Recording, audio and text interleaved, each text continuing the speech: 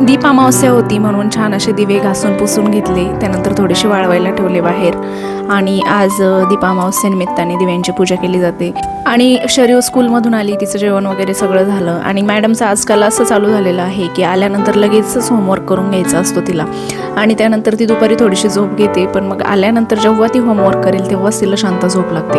म्हणून मी पण तिला होमवर्क पहिले करून घेते, त्यानंतर दिव्यांची छान अशी पूजा केली। आणि आता उद्यापासून मस्त असा श्रावण महिना चालू होणार आहे। श्रावणाची सुरुवात होते आणि सणांची लगबग लगेच चालू होते। आता इथून पुढे एका पाठोमाग एक खूप सगळे सण येतील आपले, त्यासाठी घराची क्लिनिंग वगैरे पण छान अशी करायची आहे। आणि खरंच नाही, वातावरणातील वाईब्सच वेगळे असतात बरं का श्रावणातल्या। त्यानंतर दुपारी मुलांना खायचा होता पिझ्झा, तो पण बाहेरचा, तर बाहेरून पिझ्झा मागवला त्यांनी, मस्त असा खाल्ला।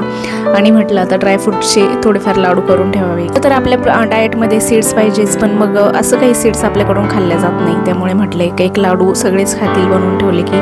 त्यासाठी मी तुपामध्ये छान असे जे आपले खजूर असतात तर त्यातल्या पहिले आठवड्या काढून घेतल्या मधल्या आणि त्याला छान असं त्याला फ्राय करून घेतलं। आणि काजू बदाम आणि दोन्ही सीड्स त्या पण छान अशा भाजून घेतल्या आणि मिक्सरला थोडंसं जाडसरच याला काढून घेतलं, जास्त बारीक पण नाही काढलं। आणि छान असे लाडू वळून ठेवले। त्यानंतर झाला होता माझा चहाचा टाईम, तर छान असा चहा उकळलेला आहे आणि दिवसभराचं हे सगळं आवरेपर्यंत स्वयंपाकाचा पण टाईम होतो। चला आता लगेच स्वयंपाक करून घेते। असा होता आजचा माझा दिवस। कसा वाटला व्हिडिओ नक्की सांगा। आपल्या चॅनलवर जर तुम्ही नवीन जर असाल ना, तर नक्कीच चॅनलला सबस्क्राईब करा। तुमच्या पुढे असेच फॅमिली ब्लॉग घेऊन मी लवकरच येईल। बाय।